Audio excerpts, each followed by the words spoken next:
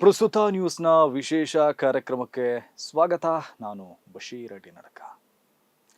ಬಿಹಾರದ ಪ್ರಸಿದ್ಧ ಶಿಕ್ಷಕ ಮತ್ತು YouTuber Khan sir.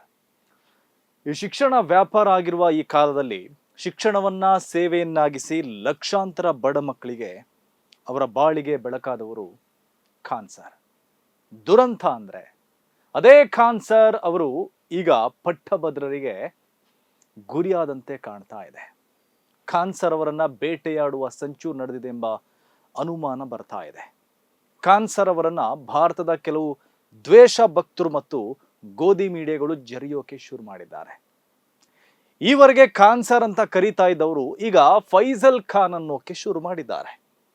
Khan sir ಅವರನ್ನ ದೇಶದ್ರೋಹಿ ಎಂಬಂತೆ ಚಿತ್ರಿಸ್ತಾ ಇದ್ದಾರೆ. ಅವರೊಬ್ಬ ಜಿಹಾದಿ ಎಂಬಂತೆ ಚಿತ್ರಿಸ್ತಾ ಇದ್ದಾರೆ. ಖಾನ್ ಸರ್ ಮುಸ್ಲಿಂ ಎಂಬ ಕಾರಣಕ್ಕಷ್ಟೇ ಹೀಗೆ ಗುರಿ ಮಾಡಲಾಗ್ತಾ ಇದೆಯಾ, ಅಥವಾ ಇದು ಶಿಕ್ಷಣ ಕ್ರಾಂತಿಯ ವಿರುದ್ಧದ ಸಂಚ? ಶೈಕ್ಷಣಿಕವಾಗಿ ಹಿಂದುಳಿದಿರುವ ರಾಜ್ಯ ಬಿಹಾರ. ಆದರೆ ಆ ಬಿಹಾರದ ರಾಜಧಾನಿ ಪಾಟ್ನಾ ಈಗ ಭಾರತದ ಕೋಚಿಂಗ್ ರಾಜಧಾನಿಯಾಗಿ ಬೆಳೀತಾ ಇದೆ. ಈ ಬೆಳವಣಿಗೆಯಲ್ಲಿ ಖಾನ್ ಸರ್ ಸೇರಿದಂತೆ ಹಲವು ಕೋಚಿಂಗ್ ಸಂಸ್ಥೆಗಳ ಕೊಡುಗೆ ಇದೆ. ಇದೇ ಕೋಚಿಂಗ್ ಸೆಂಟರ್ಗಳ ನಡುವಿನ ಪೈಪೋಟಿಯಿಂದಾಗಿ ಬಡವರ ಮಕ್ಕಳಿಗೆ ಶಿಕ್ಷಣ ನೀಡುವ ಖಾನ್ ಸರ್ ಅವರನ್ನ ಗುರಿಯಾಗಿಸಿ ದಾಳಿಗಳು ಆರಂಭ ಆಗಿದೆ. ಪಾಟ್ನಾದ ಮುಸಲ್ಲಾಪುರ್ ಹಾಟ್ ಪ್ರದೇಶದಲ್ಲಿ ಖಾನ್ ಸರ್ ಅವರ ಖಾನ್ ಗ್ಲೋಬಲ್ ಸ್ಟಡೀಸ್ ಕೋಚಿಂಗ್ ಸಂಸ್ಥೆಯೂ ಇದೆ. ಇದೇ ತಿಂಗಳ 2ನೇ ತಾರೀಕಿನಂದು ಖಾನ್ ಸರ್ ಅವರ ಸಂಸ್ಥೆಯ ಬಳಿ ಘರ್ಷಣೆಯೊಂದು ನಡೆದಿತ್ತು. ಒಂದಷ್ಟು ಜನರ ಗುಂಪು ಬಂದು ಕಲ್ಲು ತೂರಾಟ ಮಾಡಿತ್ತು. ಇದರಿಂದ ಖಾನ್ ಸರ್ ಅವರ ಸಂಸ್ಥೆಗೆ ಹಾನಿಯಾಗಿತ್ತು.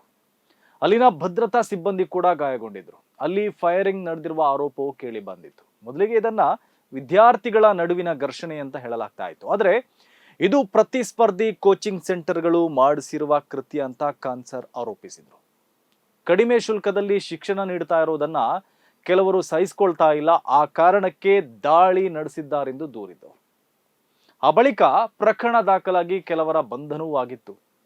ಪಾಟ್ನಾದ ಗ್ಯಾನ್ಬಿನ್ ಕೋಚಿಂಗ್ ಸೆಂಟರ್ ನಿರ್ದೇಶಕ ರೋಷನ್ ಆನಂದ್ ಸೇರಿ ಆ ಸಂಸ್ಥೆಯ 3 ಬಂಧನ ಆಗಿತ್ತು. ಆ ಬಳಿಕ ಈ ಪ್ರಕರಣಕ್ಕೆ ಮತ್ತೊಂದು ತಿರುವು ಸಿಕ್ಕಿತ್ತು. ಆರಂಭದಲ್ಲಿ ದಾಳಿಕೋರರು ಅಲ್ಲಿ ಫೈರಿಂಗ್ ನಡೆಸಿದ್ರು ಎಂಬ ಆರೋಪ ಇತ್ತು. ಆದರೆ ಗುಂಡು ಹಾರಿಸಿದ್ದು ಖಾನ್ ಸರ್ ಕಡೆಯೂರು ಎಂಬ ಆರೋಪಗಳು ಕೇಳಿ ಬಂದವು. ಗುಂಡು ಹಾರಿಸಿರುವ ಆರೋಪದಲ್ಲಿ ಖಾನ್ ಸರ್ ಅವರ 2 ಭದ್ರತಾ ಸಿಬ್ಬಂದಿಯನ್ನ ಪೊಲೀಸರು ಬಂಧಿಸಿದ್ರು. ಆನಂತರದಲ್ಲಿ ಈ ಪ್ರಕರಣಕ್ಕೆ ಅದನ್ನ ಮುಂದಿಟ್ಟುಕೊಂಡು ಖಾನ್ ಸರ್ ಅವರನ್ನ ಗುರಿ ಮಾಡಲಾಗ್ತಾ ಇದೆ ಎಂಬ ಆರೋಪಗಳು ಕೇಳಿ ಬಂತು. ಖಾನ್ ಸರ್ ಅವರು ಸೂಚನೆ ಕೊಟ್ಟು ಅವರ ಸೂಚನೆಯ ಮೇರೆಗೆ ಭದ್ರತಾ ಸಿಬ್ಬಂದಿ ಗುಂಡು ಹಾರಿಸಿದ್ದಾರೆ ಎಂಬ ಆರೋಪದಲ್ಲಿ ಖಾನ್ ಸರ್ ವಿರುದ್ಧ FIR ಅನ್ನ ದಾಖಲಿಸಲಾಗಿದೆ. ಈಗ ಕೆಲವು ಮಾಧ್ಯಮಗಳ ಪ್ರಚಾರ ಹೇಗಿದೆ ಅಂದ್ರೆ, ನೀವು ಗುಂಡು ಹಾರಿಸಿ ಮಿಕ್ಕಿದ್ದನ್ನ ನಾನು ನೋಡಿಕೊಳ್ತೇನೆ ಅಂತ ಖಾನ್ ಸರ್ ತನ್ನ ಭದ್ರತಾ ಸಿಬ್ಬಂದಿಗೆ ಧೈರ್ಯ ಕೊಟ್ಟಿದ್ರು. ಖಾನ್ ಸರ್ ಸೂಚನೆ ಮೇರೆಗೆ ಭದ್ರತಾ ಸಿಬ್ಬಂದಿ ಗುಂಡು ಹಾರಿಸಿದ್ದಾರೆ ಅಂತ ನ್ಯೂಸ್ಗಳನ್ನ ಮಾಡ್ತಾ ಇದ್ದಾರೆ.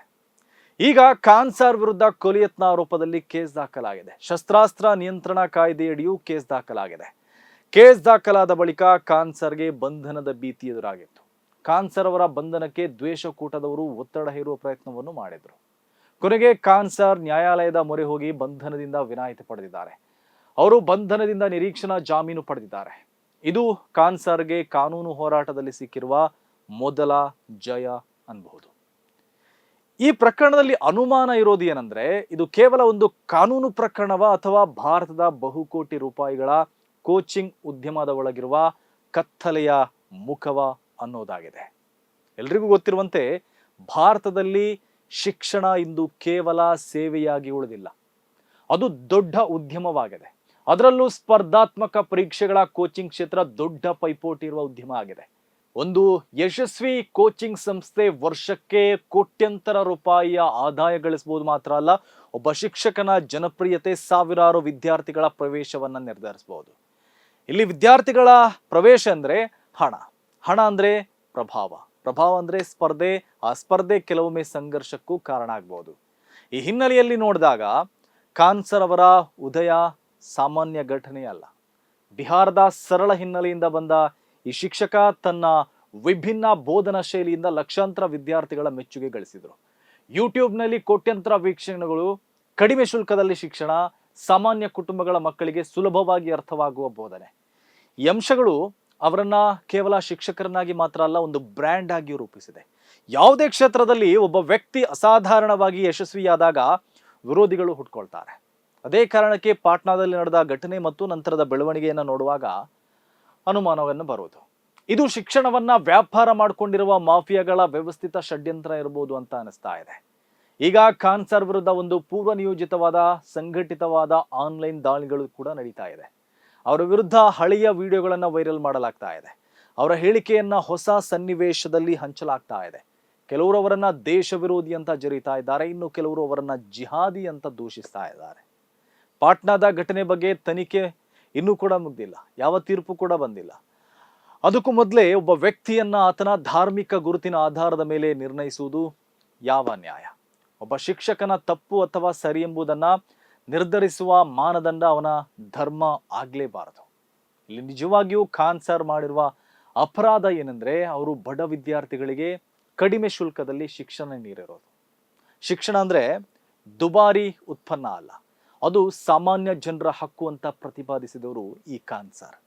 ಈ ಕಾರಣಕ್ಕೆ ದೊಡ್ಡ ಕೋಚಿಂಗ್ ಜಗತ್ತಿನಲ್ಲಿ ಕೆಲವರಿಗೆ ಅವರು ಗುರಿಯಾಗಿದ್ರು. ಶಿಕ್ಷಣ ಕ್ಷೇತ್ರದ ತೀವ್ರ ಸ್ಪರ್ಧೆ ಎಂದು ಖಾನ್ ಸರ್ ಅವರನ್ನ ಕಟಕಟೆಗೆ ತಂದು ನಿಲ್ಲಿಸಿದೆ ಅಂದ್ರೂ ತಪ್ಪಾಗಲಾರದು. ಯಾವುದೇ ವ್ಯಕ್ತಿಯನ್ನ ತನಿಖೆ ಪೂರ್ಣಗೊಳ್ಳುವ ಮೊದಲು ಅಪರಾಧಿ ಎಂದು ಘೋಷಿಸುವುದು ಸರಿಯಲ್ಲ. ಪಾಟ್ನಾದ ಈ ಘಟನೆ ಕೇವಲ ಖಾನ್ ಸರ್ಗೆ ಸಂಬಂಧಿಸಿದ್ದು ಮಾತ್ರ ಅಲ್ಲ, ಇದು ಭಾರತದ ಶಿಕ್ಷಣ ಕ್ಷೇತ್ರ, ಅದರಲ್ಲಿನ ಸ್ಪರ್ಧೆ, ಹಣ, ಪ್ರಭಾವ, ಪ್ರಚಾರವನ್ನ ತೆರೆದಿಟ್ಟಿದೆ. ಹಾಗಾಗಿ ಪಾಟ್ನಾದಲ್ಲಿ ನಡೆದಿದ್ದು ಕೇವಲ 2 ಕೋಚಿಂಗ್ ಸಂಸ್ಥೆಗಳ ಘರ್ಷಣೆಯೇ ಅಥವಾ ಭಾರತದ ಶಿಕ್ಷಣ ಉದ್ಯಮದ ಒಳಗಿರುವ ದೊಡ್ಡ ಸಂಘರ್ಷದ ಒಂದು ಸಣ್ಣ ಕಿಟಕಿ ಎಂಬ ಪ್ರಶ್ನೆ ಇದೆ.